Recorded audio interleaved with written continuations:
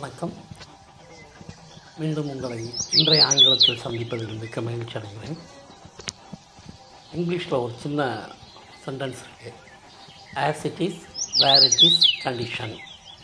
Once again I repeat it. As it is, where it is, condition. அப்படின்னா அது சரியான தமிழ் என்னன்னு கேட்டிங்கன்னா, உள்ளது உள்ளபடி. இதுக்கு ஒரு உதாரணம் சொல்லவா? ரொம்ப சிம்பிளாக, உங்கள்கிட்ட ஒரு 2 வீலர் இருக்குது. அந்த 2 வீலரை இன்னொருத்தருக்கு வேலை பார்த்து இன்னொருத்தருக்கு விற்க போகிறீங்க. அப்போ வாங்குறவர் என்ன கேட்பார்? சார், உங்கள் வண்டியை நான் வாங்கிக்கிறேன், வண்டியில் எதுவும் வேலை இருக்கா அப்படின்னு கேட்டால், வேலை இருக்குது, சின்ன சின்ன வேலைகள்லாம் இருக்குது, அதெல்லாம் நீங்கள் தான் பார்த்துக்கிறணும் அப்படின்னு சொல்கிறீங்க.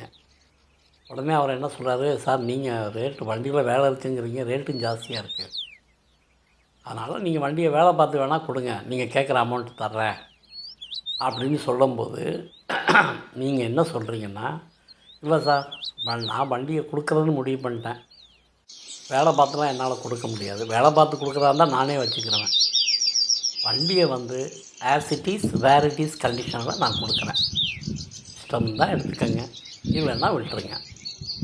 அப்போ ஒரு 2 வீலரோ 3 வீலரோ 4 வீலரோ, ஈவன் ஒரு வீடாகவே இருக்கட்டும், ஒரு வீடை விலைக்கு வாங்கும்போது கூட, இந்த வீட்டில் இவ்வளோ வேலை இருக்கே, இவ்வளோ ரேட்டு சொல்கிறீங்களே, நீங்கள் வேலை பார்த்து கொடுங்க, நீங்கள் கேட்குற அமௌண்ட்டு கொடுக்குறேன்னு சொன்னால், இல்லை சார், இந்த வீடு என்ன நிலைமையில் இருக்கோ அப்படியே நான் கொடுத்துருவேன், அவ்வளோதான். As it is, where it is, condition. இந்த பேசிஸில் தான் நான் இந்த பொருளை விற்கிறேன் அப்படின்னு சொன்னால், இந்த சென்டென்ஸுக்கு உண்மையான மீனிங் என்னென்னா, ஒரு பொருளை நம்ம இன்னொருத்தருக்கு கொடுக்கும்போது இந்த வார்த்தையை சொல்லி கொடுத்துட்றோம். As it is, where it is, condition. அப்படின்னா வாங்கியாச்சுன்னா அந்த பொருளுக்கு வாங்குறவர் தான் முழு பொறுப்பு, விற்கிறவர் எந்த வகையிலையும் பொறுப்பாக மாட்டார். இதுக்கு பேர் தான் as it is, where it is, condition.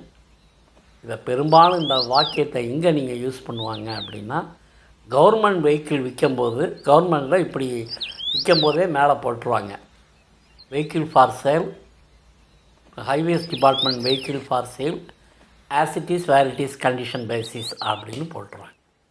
Okay, இது ரொம்ப முக்கியமான வேர்டு, தெரிஞ்சுக்கோங்க.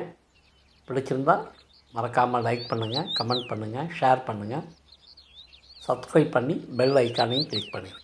தேங்க்யூ.